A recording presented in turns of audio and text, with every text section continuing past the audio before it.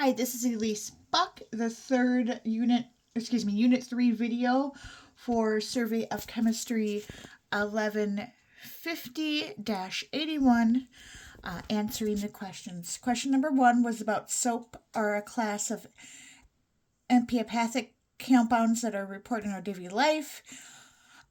Define the term and then draw an example of the soap molecule using the skeletal structure and explain how they wash away dirt.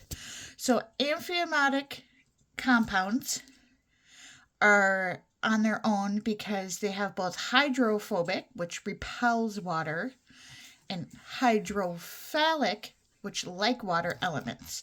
So they have one of each. One pushes away the water, one brings in the water. The skeletal structure is here, as you see drawn, of what soap would be as a molecule.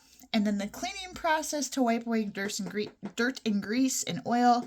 The hydrophobic tail goes into the dirt and grease and moves around the dirt, while the hydrophilic elements pull away from the dirt and projects through and removes the grease.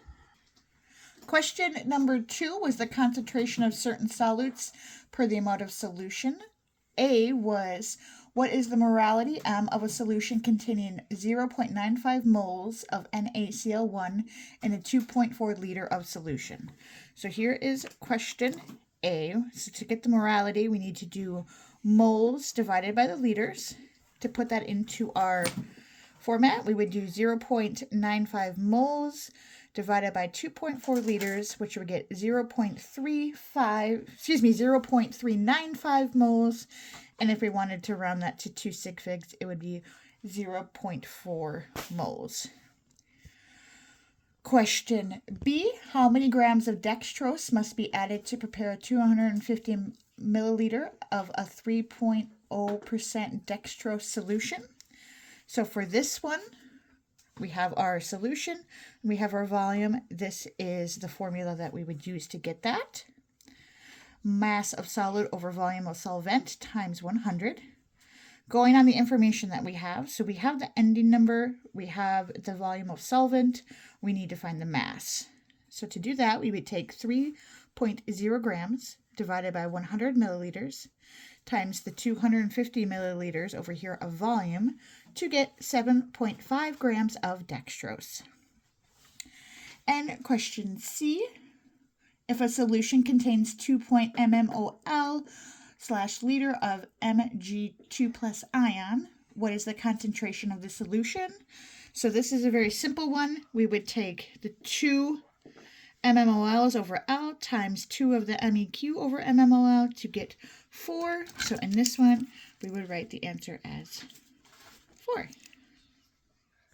The third and final question of the Unit 3 video goes into the Bronsted-Lowry definition of acids and bases. Question A, write the chemical equation for the acid-base reaction between acetic acid and water. So that is what we have here. Acetic acid is going to be CH3COOH, and water is H2O. When you write the equation, this is what it will look like. So you take the CH3COOH, add on the water, and then when you do that, the proton from the acid goes into the water, which forms the hydronium ion. So then you receive CH3COO negative plus H3O plus, which would be the hydronium ions. Question B is to label all of the parts of the equation, the acid, base, conjugate acid, and conjugate base. So for that, the base is going to be the first part. See, the acetic acid, CH3COOH. Water, H2O, is the, excuse me, I said this wrong. The first part is the acid, the acetic acid. Water is the base. So we have acetic acid and base, and then the conjugate base is the first part of the rest of the equation. And the conjugate acid is the next part. Apologies for my writing, but you should be able to see we have the acid and the base, the quanjulate base, and the quanjulate acid. Part C is the equilibrium expression for the equation that we have listed below. So I have that there.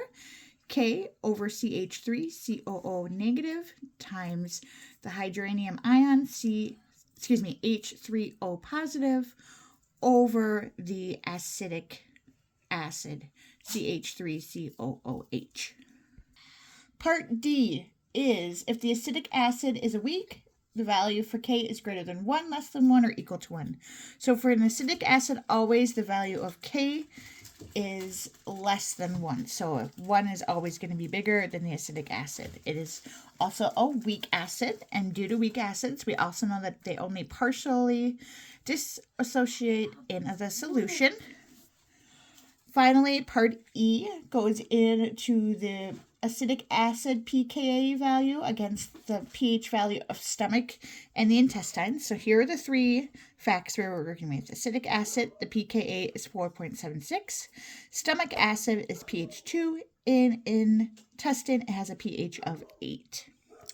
Since we're going off the main number of acidic acid listed here, since the stomach pH is lower than the pKa of acidic acid, the acid would be predominant in the stomach. For the intestine, since the pH is 8 and higher than the acidic acid of the pKa 4.76, that would show that the base is predominant.